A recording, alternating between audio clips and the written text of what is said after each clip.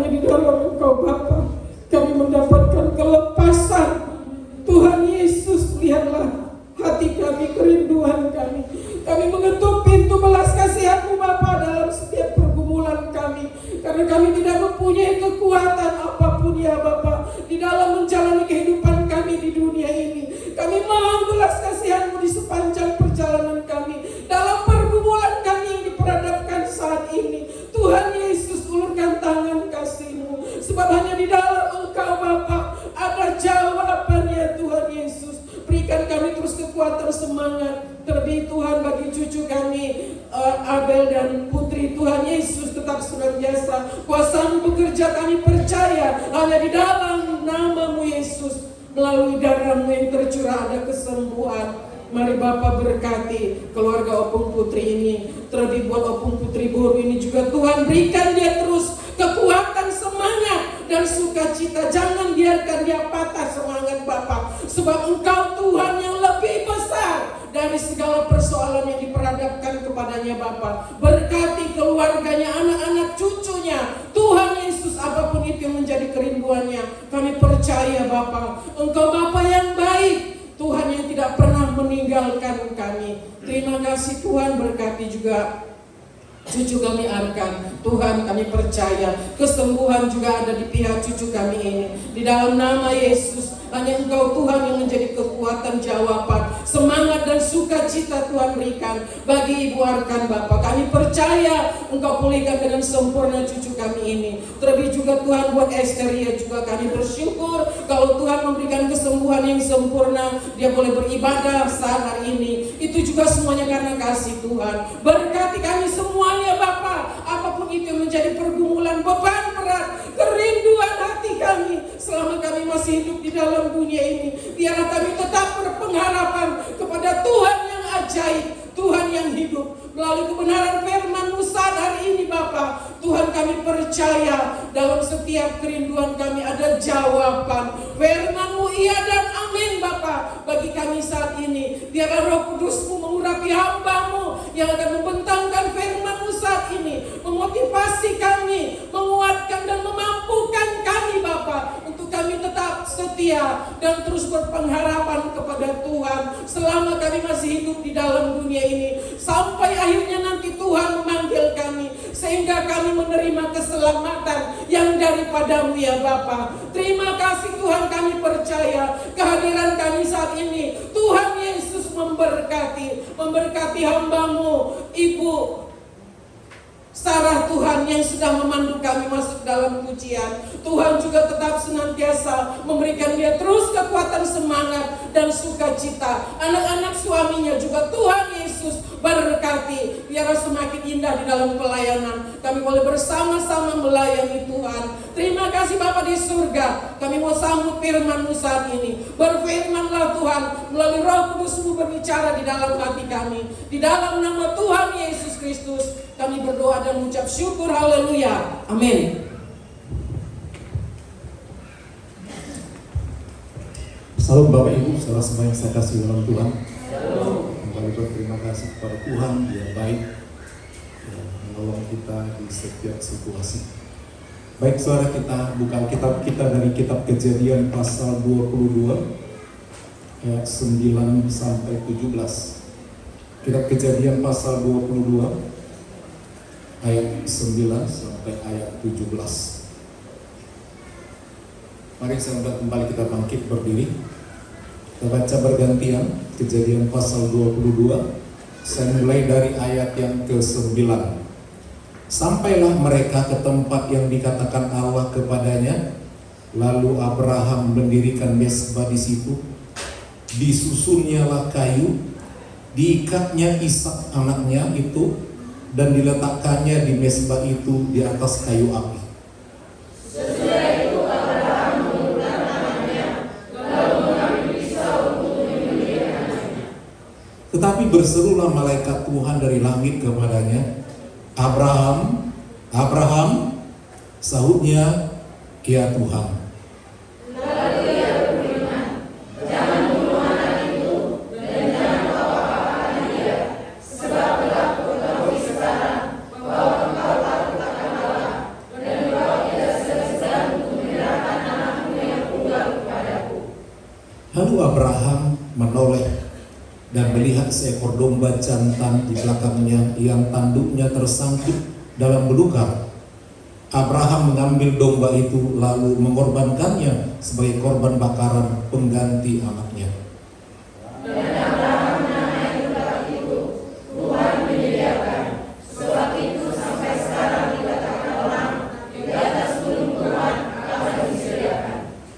Untuk kedua kalinya berserulah malaikat Tuhan dari langit kepada Abraham, katanya, "Aku bersumpah demi diriku sendiri, demikianlah firman Tuhan, karena engkau telah berbuat demikian dan engkau tidak segan-segan untuk menyerahkan anakmu yang tunggal kepadaku.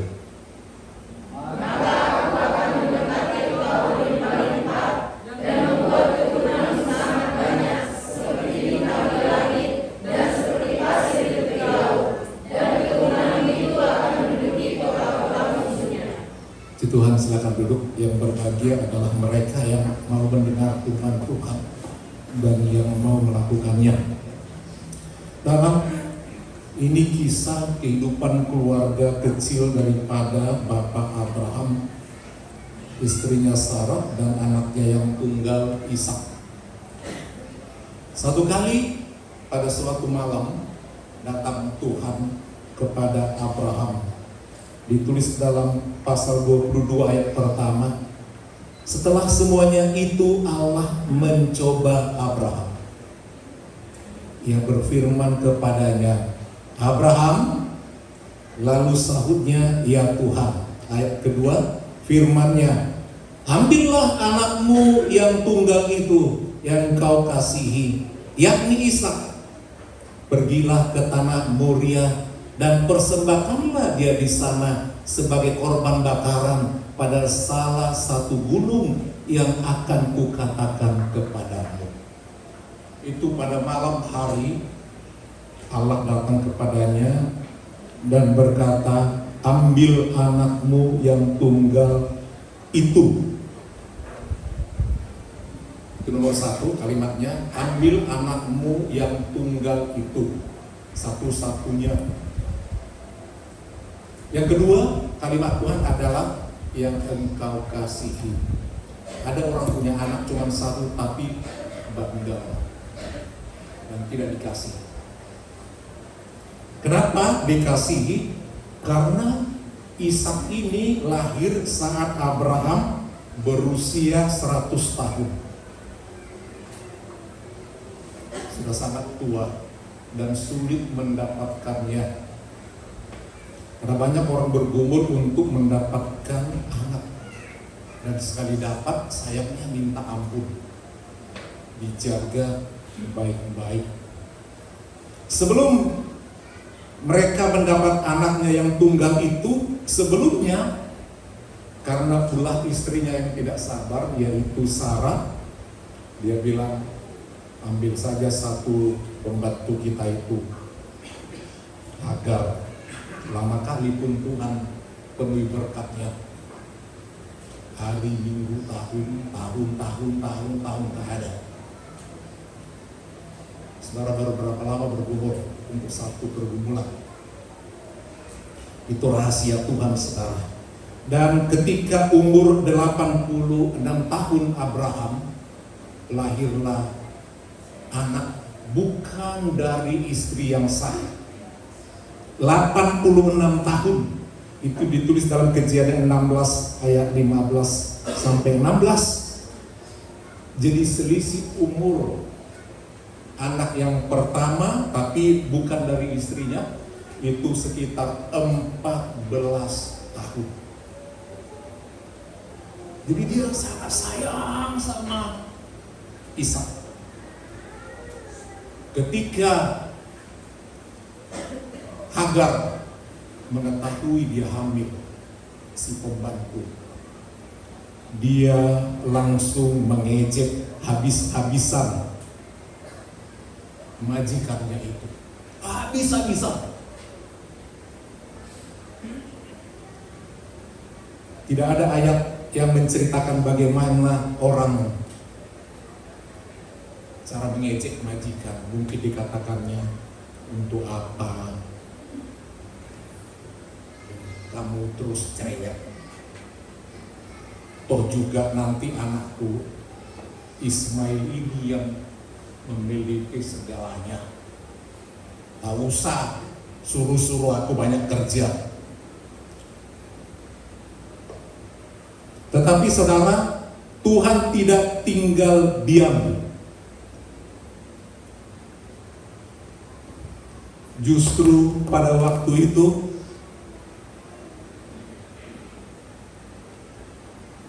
Hagar ditindas oleh Sarai.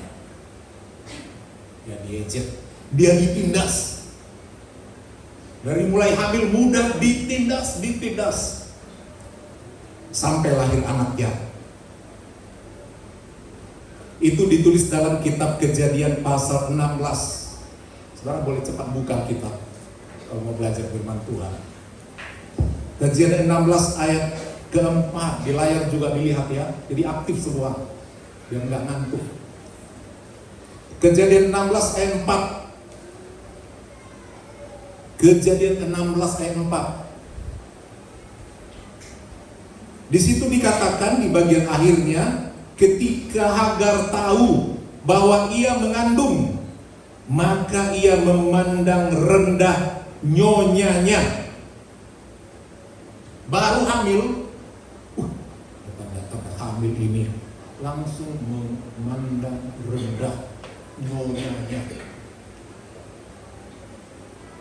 Ya, jangan sempat saudara baru dikit diberkati, lalu memandang rendah orang lain. Kejadian 16 ayat 6 di bagian B dijelaskan di situ, lalu Sarai menindas Hagar sehingga ia lari meninggalkannya.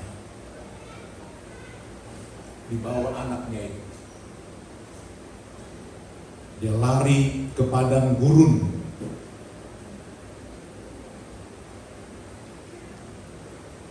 Mengeluhlah di padang gurun, Hagar, mati aku, udah diusir sama majikanku. Kemarin dia aku ejek-ejek. Semenjak aku dapat berkat dari suaminya, pasti dapat harta, nama besar. Diusirlah dia, saudara. Tetapi firman Tuhan ya, berkata kepada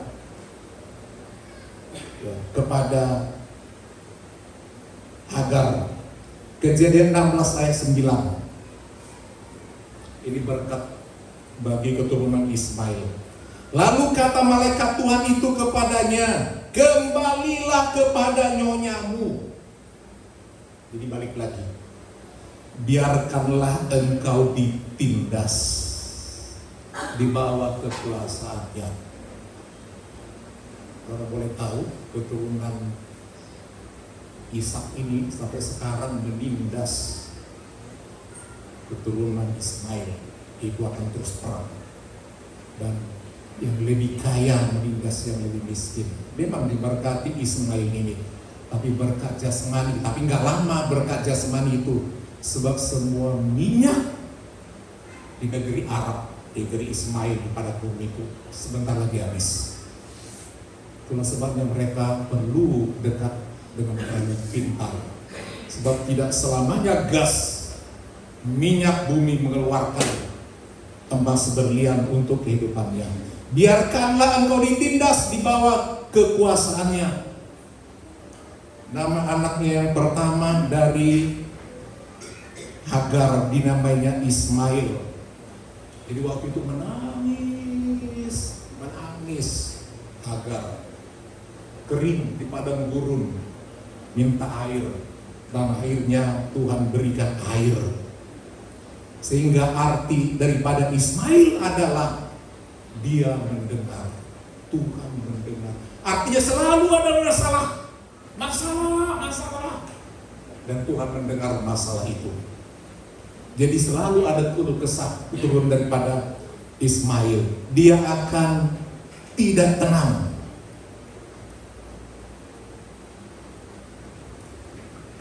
Dan dikatakan sifat daripada Ismail ini dikatakan keledai liar. Dia tinggal di padang gurun. Keledai liar, saudara tahu kalau keledai liar artinya bebas, suka-suka. Dalam ayat itu dikatakan dia menendang, melawan ke kanan, ke kiri. Dia melakukan hal-hal itu untuk selalu merusak kemana-mana. Kejadian 21 ayat 12.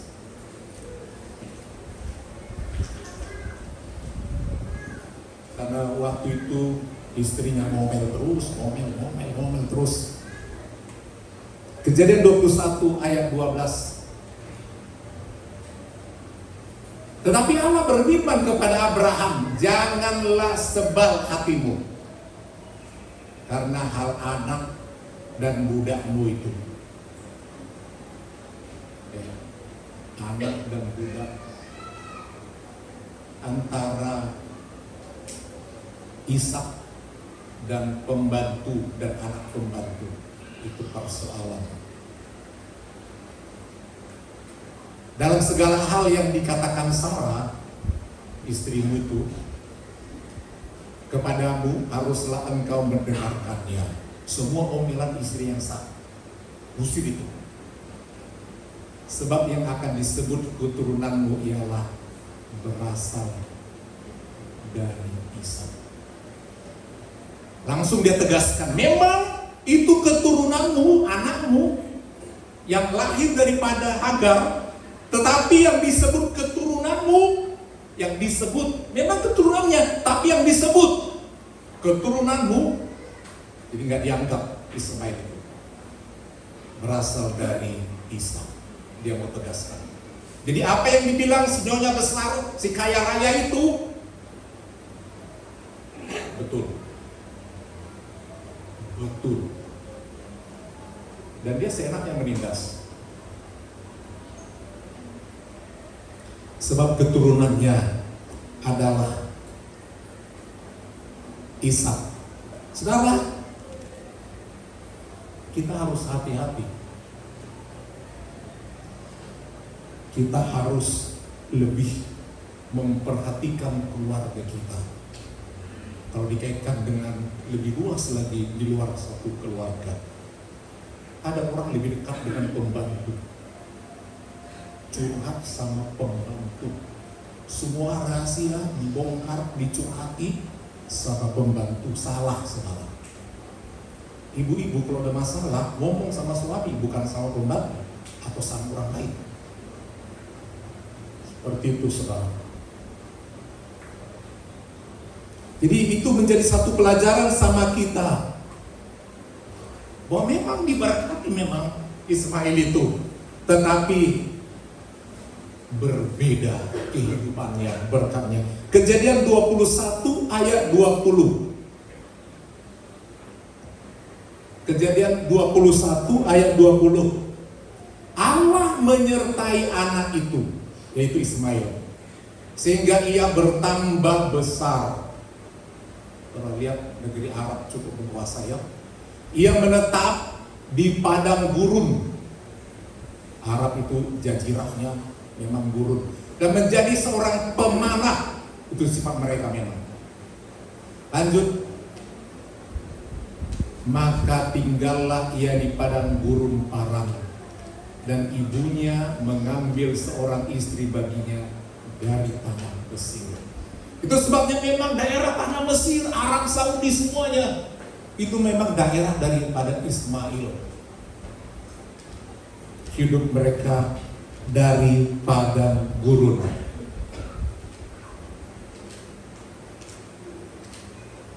Kita melihat berkat kepada Ismail ini, tetangga kita. Kejadian 16 ayat 11 sampai 12. Kejadian 16 ayat 11 sampai 12. Ini firman Tuhan kepada melalui seorang malaikat. Selanjutnya kata malaikat Tuhan itu kepadanya, engkau akan mengandung, waktu itu ya, dan akan melahirkan seorang anak. Ini tentang sifat anak itu bagaimana nanti. Anak laki-laki dan akan menamainya Ismail. Sebab, ini alasannya, sebab Tuhan telah mendengar tentang penindasan atasmu itu. Lanjut. Seorang laki-laki yang lakunya seperti keledai liar. Demikianlah nanti anak itu. Tangannya akan melawan tiap-tiap orang. Itu sifatnya. Kemana-mana. Hati-hati. Dan tangan tiap-tiap orang akan melawan dia. Dia mulai melawan, tapi akan dilawan orang. Dan di tempat kediamannya, ia akan menentang semua saudaranya. Dimanapun saudaranya, itu bersaudara mereka, dilawan. Sampai kapanpun, sifat itu mulai dari mereka melawan. Kita juga melawan. Dimanapun. Saudara, arti daripada ayat-ayat itu adalah apa yang kita putuskan sekarang dalam rumah tangga, dalam memilih pasangan, dalam memilih suami, dalam memilih istri, menentukan kelak ke depan keturunan. Jadi orang bagaimana? Ya. Jadi orang bagaimana nantinya? Jadi seringkali sebenarnya apa yang kita alami, kesulitan maupun kebahagiaan, itu bagian daripada dampak daripada masa lalu. Supaya kita hati-hati dalam mengambil keputusan. Tuhan memberikan kepada kita kehendak bebas. Jadi pakai, lihat, jangan hanya pakai perasaan. Ini juga dipakai.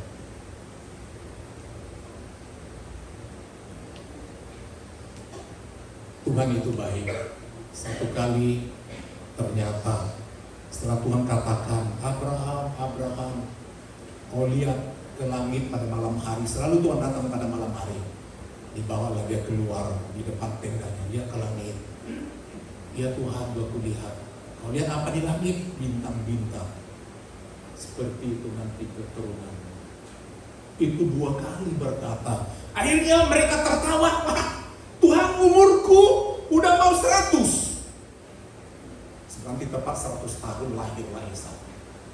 Udah mau 100 Tuhan. Dan istriku udah lahir memang Ismail. Udah gak ada lagi apa-apanya. Aku tahu siapa istriku. Memang Sarai terkenal cantik sekali Sarai ini.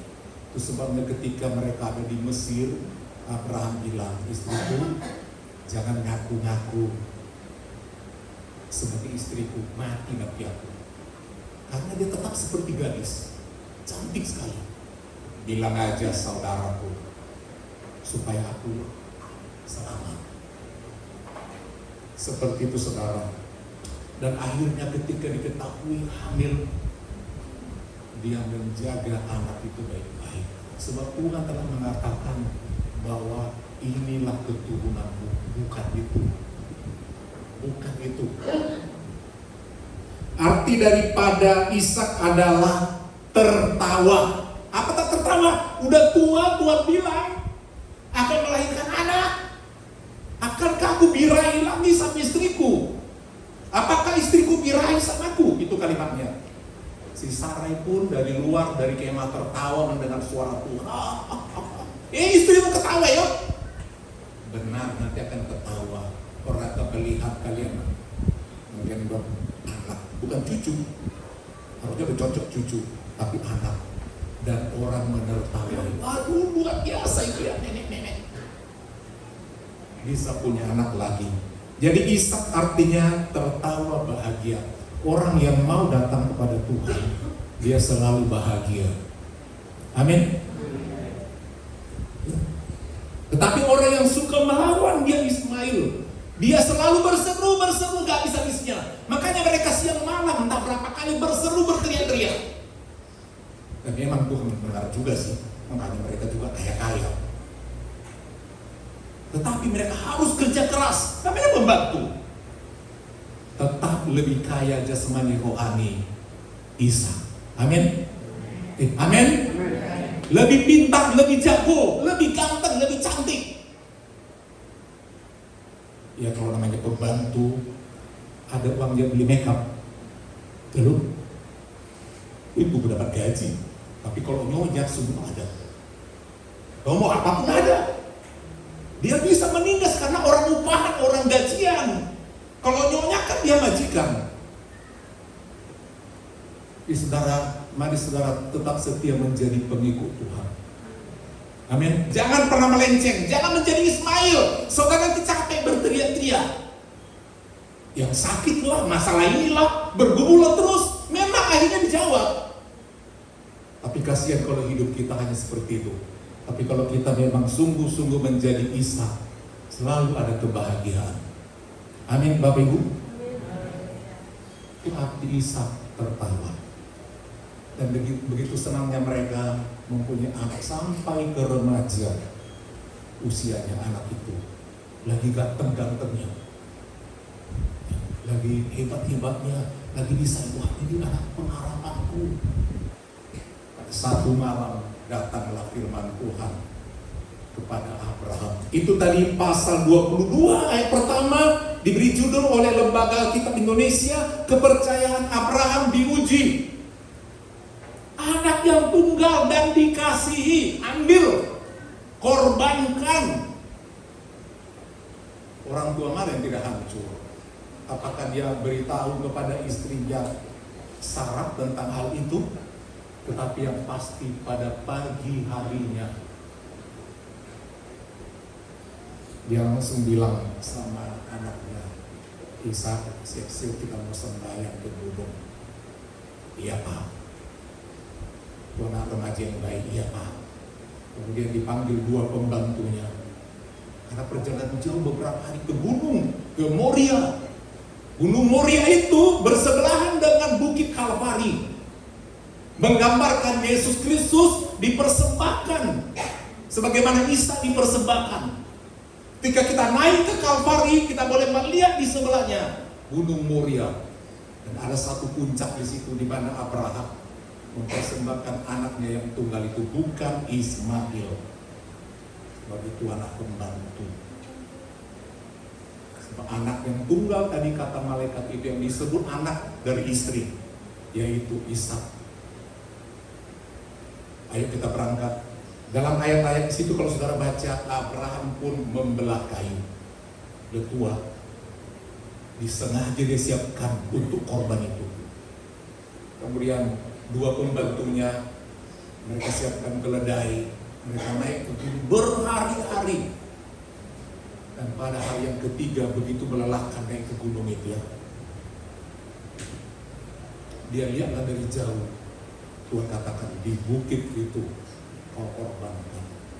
Setelah jalan 3 hari, dan dia berkata kepada dua orang pembantunya, asistennya, tinggal lihat di sini ya, kalian berdua akan pergi ke gunung itu untuk sembahyang. Itu kata ayat itu. Dan kemudian Abraham bilang sama anaknya, Ishak, kita naik. Abraham pun mengambil kayu-kayu yang sudah disiapkan, ditaruh ke punggung anak remaja itu. Bayangkan, naik lagi ke bukit. Tidak ada asisten dua lagi, nggak lagi, keledai nggak naik.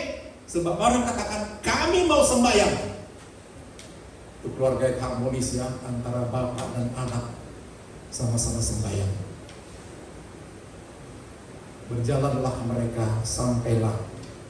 Ketika mau sampai, anaknya bilang, di satu kanan Abraham sudah ada api, artinya sudah ada perberahan yang standby nyala terus. Kanannya Paran, Ishak. Anaknya memikul kayu.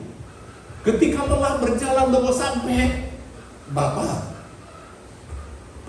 api sudah ada, pisau udah ada, kayu sudah ada, mananya korban itu?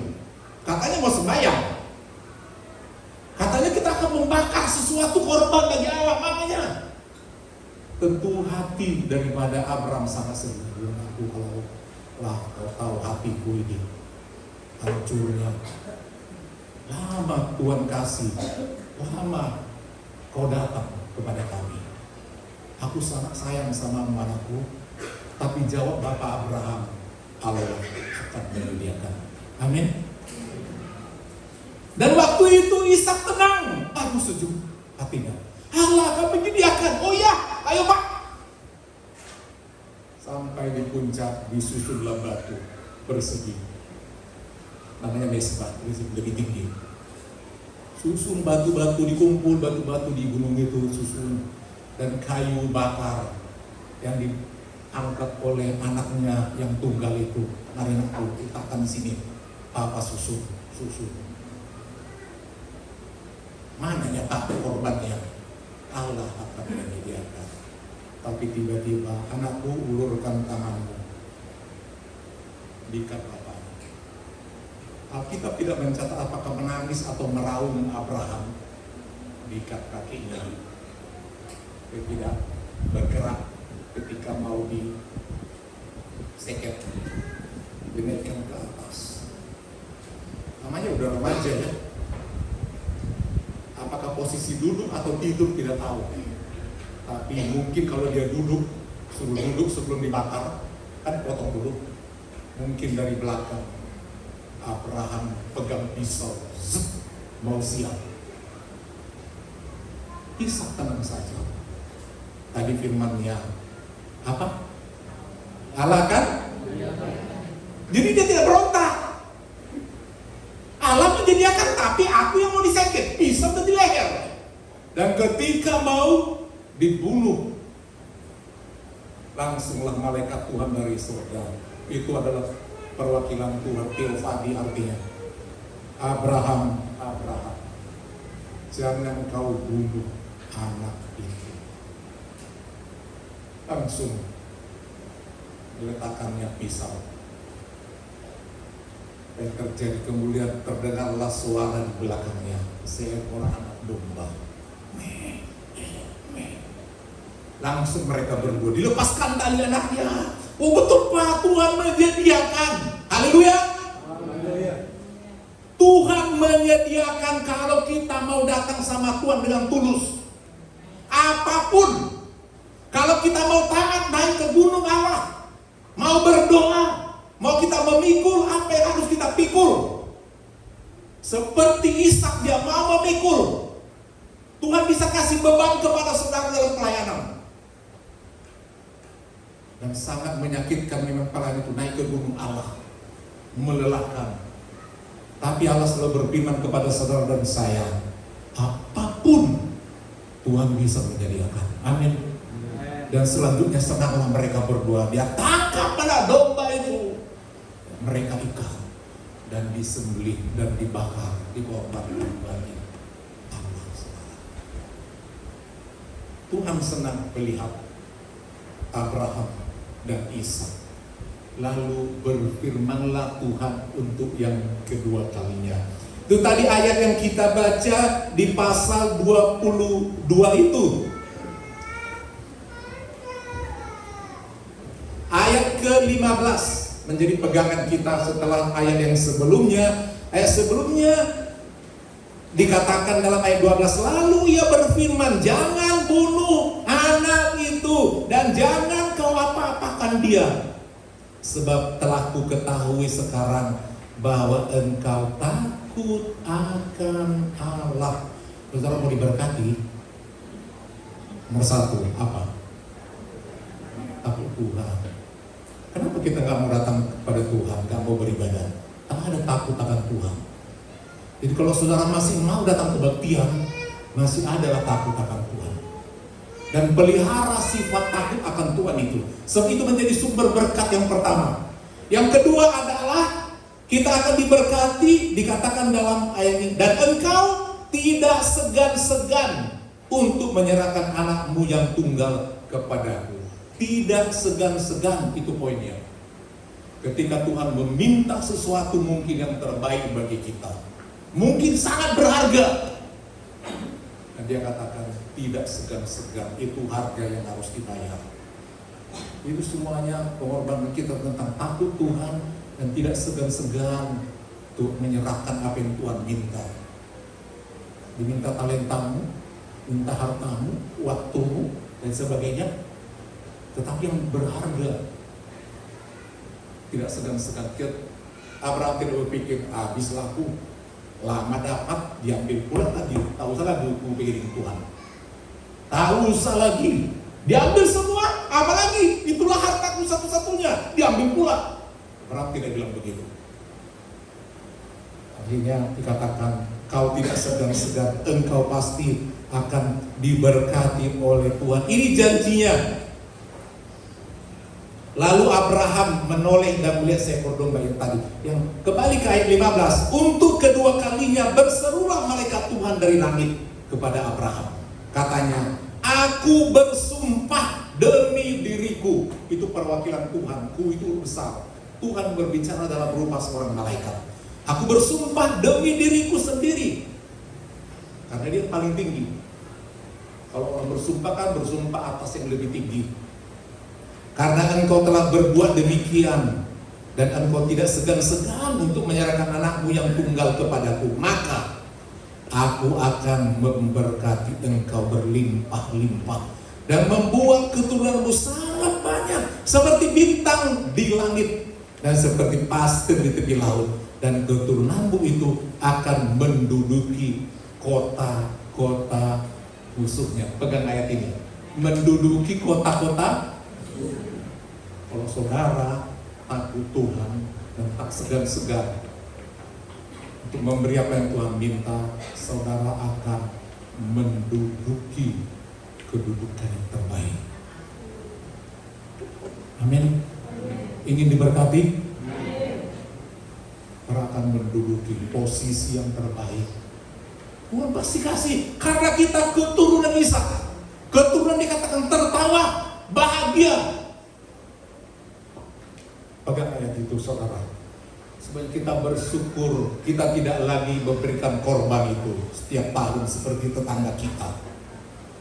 Dan salah juga korban itu. Mereka mengatakan ketika mau berikan korban itu, dosanya dia ampuni.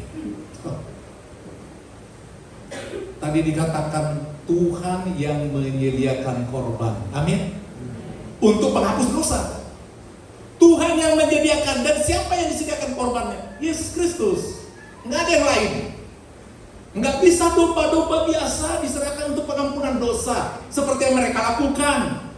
Oh, lebih banyak lagi korban ini, darah dicurahkan, dibagi sama fakir miskin.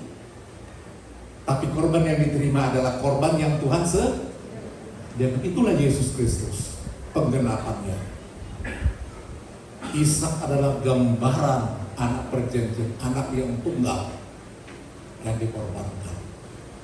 Mari kita sebagai anak-anak Tuhan, untuk saudara bisa tertawa bahagia. Pegang ayat itu.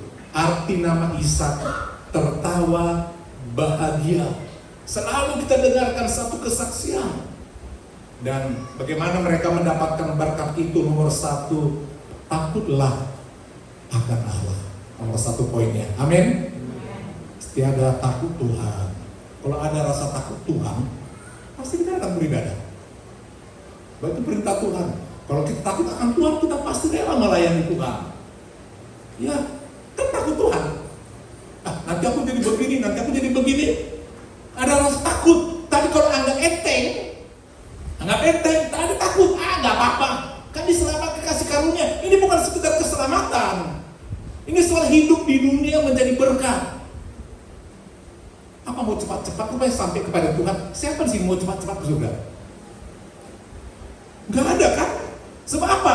Kita di dunia supaya menjadi berkat. Masih banyak kerja kita.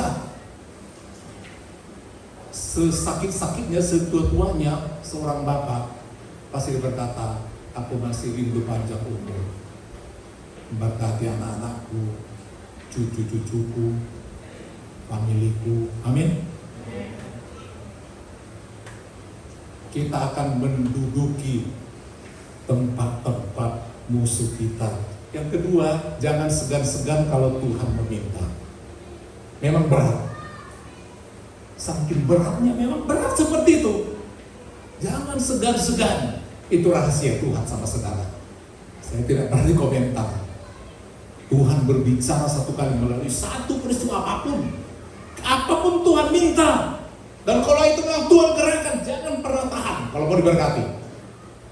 Yang kedua, selain kita takut Tuhan, dan terjemahkan dengan terjemahan bebas yang paling minim datang beribadah. Yang kedua, saudara, jangan segan-segan kalau Tuhan minta. Dan memang saudara Abraham ini dari awal dia setia. Pertama dipanggil dari Ur Kasdim, dari negeri kafir. Ayo keluar, aku tunjukkan kemana. Dia mau. Satu kali juga dia menjadi orang yang sangat kaya, saudara, sangat kaya. Sebelum kita tutup firman Tuhan ini, dalam ayat 22, pasal 22 ayat 1, setelah semuanya itu Allah mencobai Abraham. Setelah semuanya itu apa? Itu yang ada di pasal perikop yang di atas. Kita lihat di pasal 21 ayat 22, kitab saudara. Pada waktu itu Abimelek beserta Pikol, panglima tentaranya, berkata kepada Abraham, Allah menyertai engkau dalam segala sesuatu yang kau lakukan. Dan memang kemanapun dia melangkah, Abraham ini diberkati oleh Tuhan. Karena dia dengar-dengaran. Oleh sebab itu bersumpahlah kepadaku di sini demi Allah, bahwa engkau tidak akan berlaku curang kepadaku atau kepada anak-anakku, dan seterusnya dan seterusnya. Karena waktu itu ketika Abraham keluar ke daerah itu, ya, tak ada air, penduduk itu pun sulit air. Tapi Abraham luar biasa, dia gali sumur.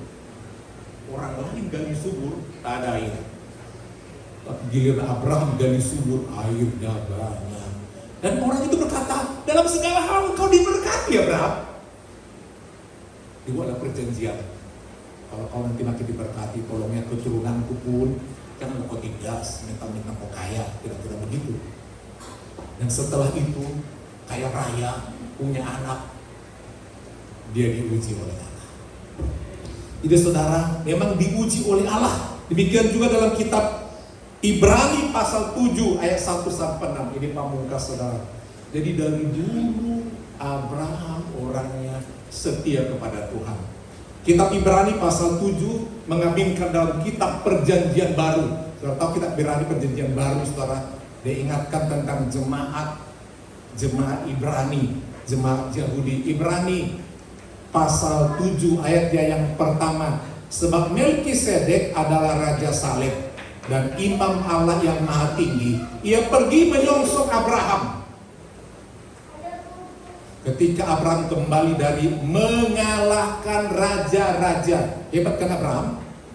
Dia orang kaya, dia dianggap raja, dia punya jumlah pasukan yang banyak, mengalahkan raja-raja dan memberkati dia. Kepadanya pun, kepada imam tadi ya, Abraham memberikan 1/10 dari semuanya, hasil rampasan itu ya, menurut arti namanya. Melkisedek adalah pertama-tama raja kebenaran, itu imam, dan juga Raja Salem, yaitu raja damai sejahtera. Ia tidak berbapak, tidak beribu, tidak bersisilah, harinya tidak berawal, itu gambaran Tuhan Yesus. Hidupnya tidak berkesudahan, dan karena ia dijadikan sebagai sama dengan anak Allah, padahal dia manusia, ia tetap menjadi imam sampai selama-lamanya. Jabatan itu tetap ada. Camkanlah betapa besarnya orang itu yang kepadanya Abraham bapa leluhur kita memberikan 1/10 dari segala rampasan yang paling baik. Ayat 5. Dan mereka dari anak-anak Lewi yang menerima jabatan imam mendapat tugas menurut hukum Taurat untuk memungut persepuluhan. Ayat yang ke-6, dari umat Israel, yaitu dari saudara-saudara mereka, sekalipun mereka itu juga adalah keturunan Abraham. Ayat yang ke-6 terakhir, tetapi Melkisedek yang bukan keturunan mereka memungut persepuluhan dari Abraham dan memberkati dia, walaupun ia adalah pemilik janji. Abraham pemilik janji, kaya raya. Memang dia dari awal takut Tuhan. Amin Bapak Ibu. Ini rahasia kunci berkat nomor 1, takut Tuhan. Anak-anak muda, jangan salah pilih. Amin. Halo. Jangan salah. Nyesal nanti. Banyak sekali masalah. Nyesal. Mari kita bangkit dari damai.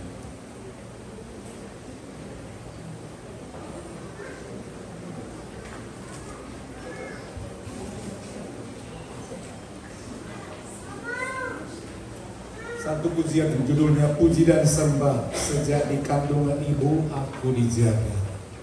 Tuhan sangat sayang kepada saudara. Saudara adalah yang terpilih,